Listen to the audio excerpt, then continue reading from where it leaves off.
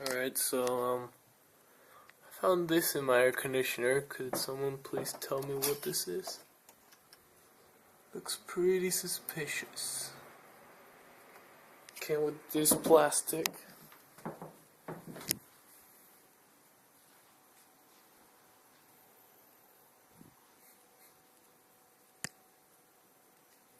This random ass plastic, this thing. Like, that's not from the air conditioner, dog.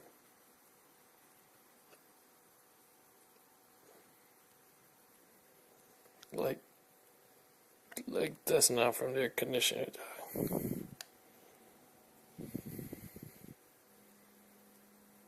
That's all I can say.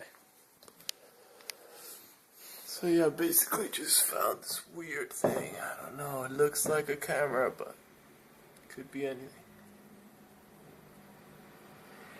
Who knows, right? Maybe it's just a cable.